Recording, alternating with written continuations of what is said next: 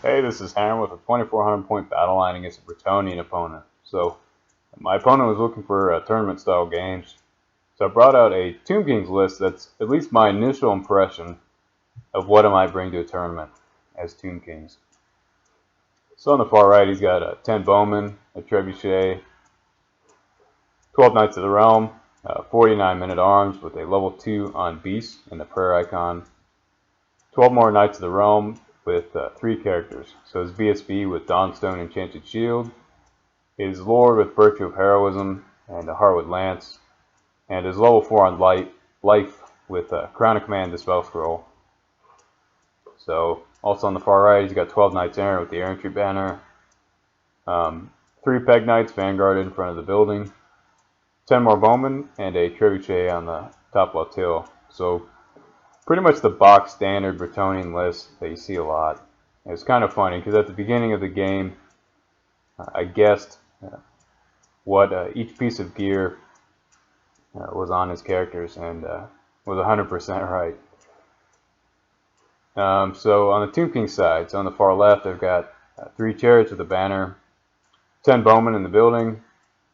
Got a 20 bowmen full command, housing a level 4 of Nakara, my Hierophant, a level 4 of Light, and a level 1 of Light, so a Strength 5 banishment.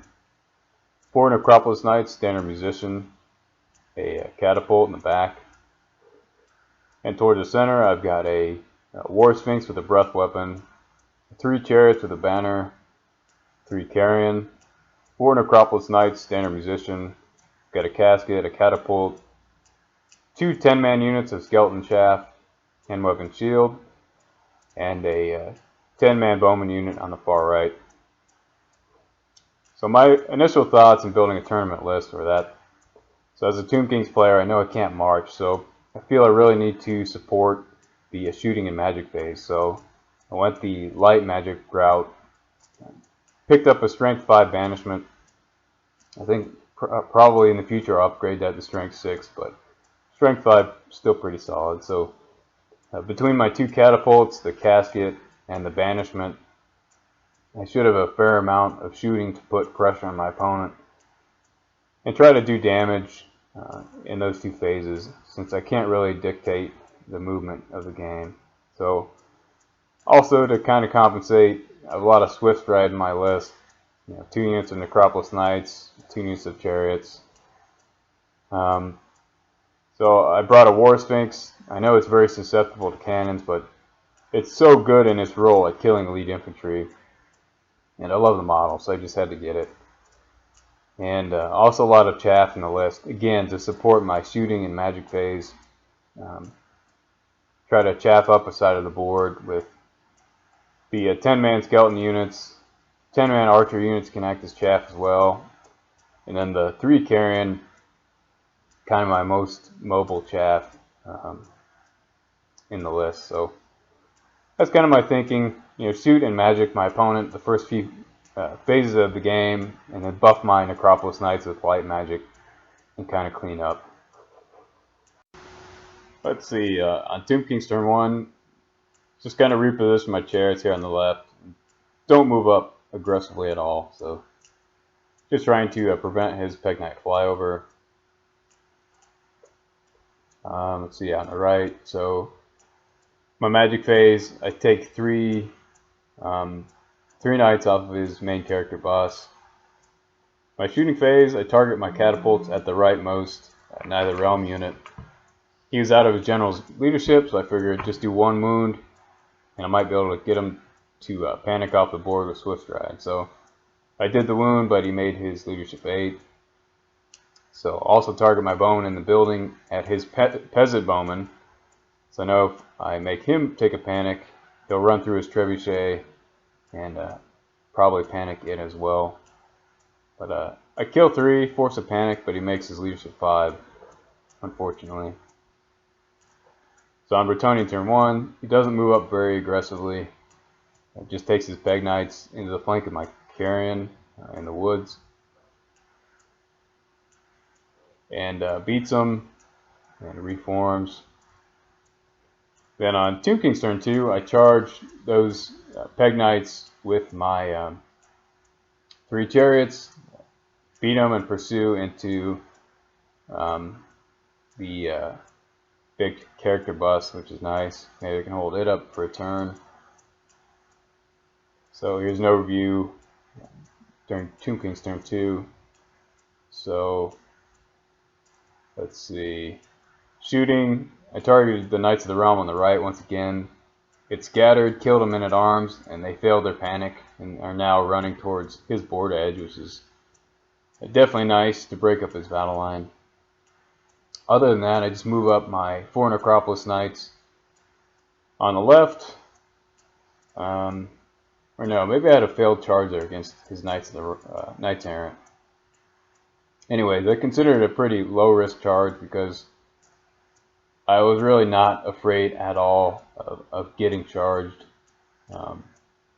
by 12 Knights Errant, knowing the limitations of Bretonnian Lance unsupported by characters. So figured I'd be able to stick and then countercharge their flank with my chariots there.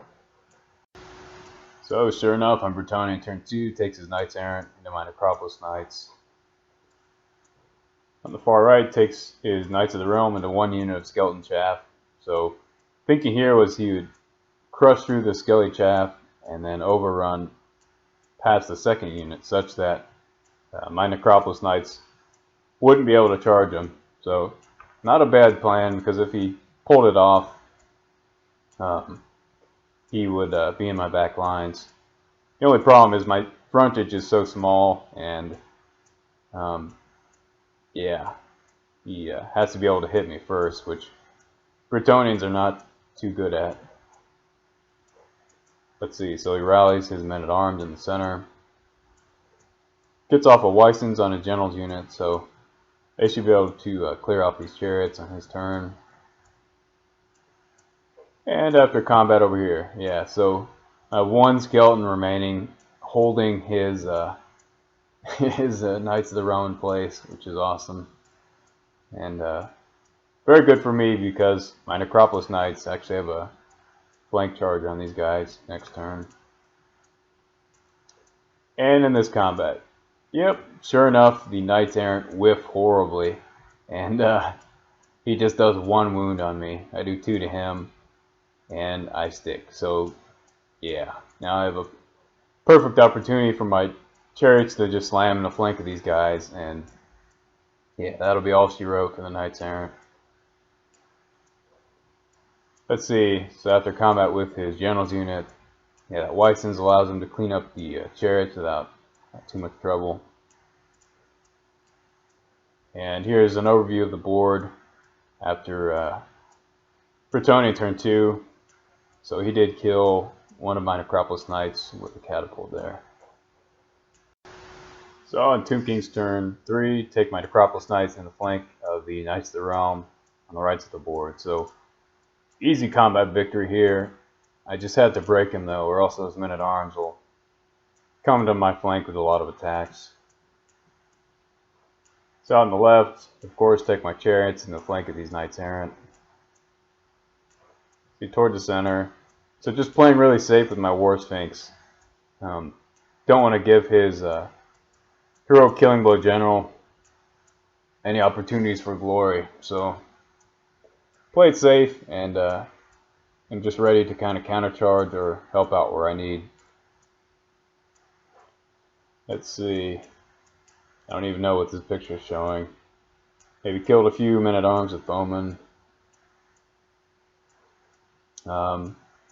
So I get off Time Warp off on my Necropolis Knights, so very nice. I'll be able to reroll to hit, since my initiative is actually the same as the Knights Errant, which is awesome. Of course, getting that extra attack is nice, but I knew I was going to win this combat anyway. The most important reason for putting that buff on was to have something against his general's unit if he decided to charge into me. So Casket of Souls takes off the trebuchet, and peasants pass their panic amazingly. Out on the right, yeah, some of my Necropolis Knights beat and run down the Knights of the Realm. Very nice. And get out of the charge arc of the men-at-arms. and out in the left. So yeah, crush the knights errant. Pursue with my chariots, but don't catch them. Stop an inch away behind them.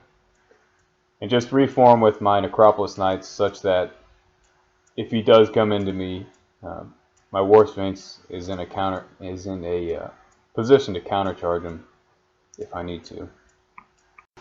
So on Brett turn 3, his general's unit does come into my necropolis knights, and yeah, feeling pretty good about this.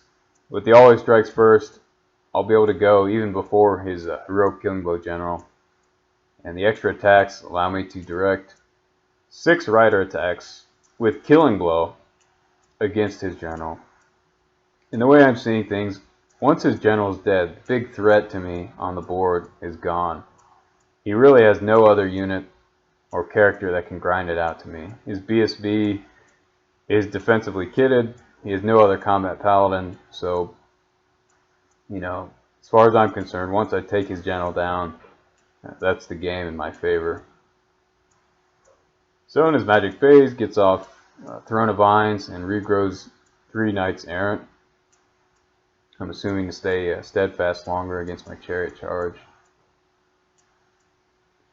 And in the combat, yeah, so I killing blow his general, take a big chunk out of his unit, and yeah, hardly crumble at all. So, as far as I'm concerned, that's the game. My War Sphinx will countercharge these guys and just clean up nicely. So here's an overview of the board after Bretonnia turn 3. So Tomb King's turn 3, charged my chariots into his remaining knight errant unit, and he elected to flee, which I was very surprised by, especially since he just finished regrowing some knights, but that's what he did. I rolled really high on my dice and just flew across the board, cut him down. Let's see, of course, countercharged my War Sphinx into the side of his big character bus. Yeah. So that's his BSB and his level 4 with Crown of Command in that unit. So huge chunk of points. So move my Necropolis Knights forward to start threatening his men-at-arms, the ones that had run down his Knights of the Realm unit previously in the game. Get off Desiccation, so -1 strength and toughness on these men-at-arms. So just going to shoot at them and catapult them down. Let's see, just an overview of the board. And yeah, after this combat, ended up winning quite handily. Killed a bunch of knights with my Necropolis Knights. Sphinx came in, killed some knights. Sphinx attacks killed his level 4. And yeah, my opponent conceded the game at this point. He just had a level 2 of Beast with, his men-at-arms. So also this turn I had cascaded his other Trebuchet and Bowman unit off the board, catapulted his remaining Bowman unit off the board. So really everything went my way at the end here, and ended up pretty much being a tabling victory for the Tomb Kings. So it was a good game, good friendly opponent. Definitely glad to see he's playing Bretonnia since there's so few out there. Good start for the tournament list. It played well, even if I didn't put all the pieces to use the way I originally intended. But since this game, I had played another one that I didn't record, unfortunately, against a demon opponent, in which I had dropped a 10-man Bowman unit for another Light Mage for a Strength 6 banishment, and it worked very well. So I killed 2 Skull Cannons, 2 Demon Princes, a bunch of Beasts of Nurgle, and yeah, it was very effective, obviously, especially against demons. So it's good, I'm kind of getting a feel for what I like and how I like to play Tomb Kings, sort of developing a style, so having fun with that. So this is a short battle report, but wanted to post it to talk about a few other things as well. So this is the last one I'll probably post for quite a while, because actually in a week I'm getting married and then going on honeymoon for 2 weeks in Germany. So yeah, I'll definitely be out of the Warhammer loop for quite a while. And also, I'm going to be moving to a new city. So I'll be transitioning out of the military within a year, and I'll be moving to West Lafayette, Indiana, to pursue my PhD in cell molecular and cancer biology at Purdue University. So I have a master's degree in the same subject already, so if that's any indication of what it's going to be like, I know I'm going to be super, super busy. But, you know, even so, I really want to get games in, and I've had a really good Warhammer community where I am now, so I'd like to continue that, you know, at Purdue. So if any of you living in Indiana and, you know any good Warhammer groups or ways to organize games, just let me know.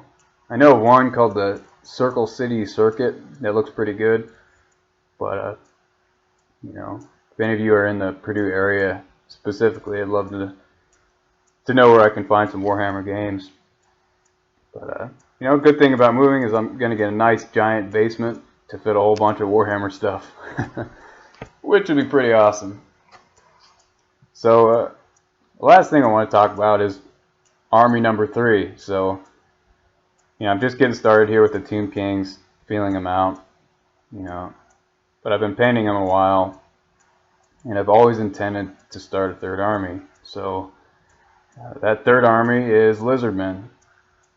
So yeah, here's a picture of first unit of Saurus Warriors with hand weapon shield that I've done. Yeah, I like the Lizardmen quite a bit. They're yet another very unique style from Bretonnia and Tomb Kings, and they're really going to be kind of my infantry army. So I have the speed, you know, lightning army with the Brets. I have the slow monster mash with the Tomb Kings, and then I'm going to have the infantry and a skirmisher army with the Lizardmen. So, you know, yeah, I always intended to start these 3 armies, and definitely excited that the new book for Lizardmen will be coming out probably next August, September timeframe. So yeah, I'll be able to finally get into a nice and powerful 8th edition book. So kind of always intended this to be my power gamer army, if you will. So if I want to go out and win a tournament, you know, Lizardmen is the army I'll take. So anyways, this is my first unit of Saurus. Yeah, just another view from the other side. Yeah, definitely embracing the jungle theme with the Lizardmen. And here's 12 chameleon skinks that I did recently as well. So got a lot of jungle basing and stuff, and hopefully I'll add some nice water effects in the future. But anyways, yeah, that's the last report for a while. And yeah, I'll probably be back reporting whenever I move and find a game of Warhammer. Anyways, thanks for watching, and let me know, Indiana Warhammer players, how to find a game.